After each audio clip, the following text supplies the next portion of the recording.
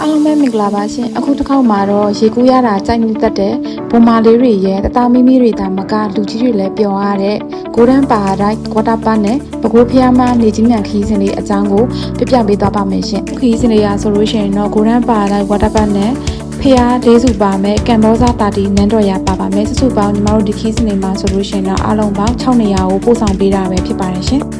ခီးစဉ်လေးရဆိုလို့ရှိရင်တော့မနက်4နာရီခွဲပစုံတောင်စတိုက်ကနေပြီးတော့မှစတင်ထက်ခွာလာတာပဲဖြစ်ပါတယ်ရှင်။အဲ့နောက်မှာတော့ညီမတို့မနက်စာစားဖို့အတွက်ကိုပဲခူးမှာခိတ္တကခဏရက်နာပေးပါတယ်ရှင်။ခီးစဉ်လေးရမနက်ပိုင်းမှာဆိုလို့ရှိရင်ညီမတို့ရွှေမော်တော်ဖေရရွှေသားလျောင်းဖေရစိန်သားလျောင်းဖေရနဲ့ဟင်းတာကုန်းဖေရတို့ကိုတွားရောက်လည်ပတ်ကြပါတယ်ရှင်။အဲ့နောက်မှာတော့ကမ္ဘောဇာတာတီနန်းတော်ရာကိုတွားရောက်လည်ပတ်ကြပါတယ်။နေ့လယ်စာကိုတော့ညီမတို့ပဲခူးမျိုးရှိထမင်းဆိုင်မှာခိတ္တကခဏရက်နာပေးပါတယ်ရှင်။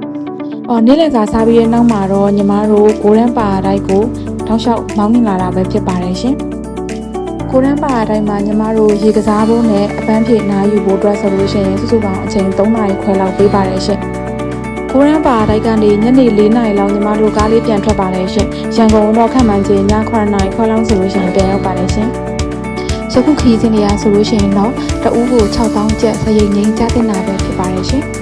ခီးစနေအကြောင်းသိရှိသွားပြီဆိုတော့စိတ်ပါဝင်စားလို့လိုက်ပါကြတယ်ဆိုလို့ရှိရင်တော့ညီမတို့ရဲ့ hotline ဖုန်းတွေကနေပြီးတော့မှဆက်သွယ်ဆောင်ရွက်မိရနိုင်ပါတယ်ရှင်အားလုံးကိုပဲကျေးဇူးတင်ပါတယ်ရှင်နောက်ခီးစနေမှာလည်းပြန်လည်ဆုံတွေ့ချင်ပါသေးရဲ့နော်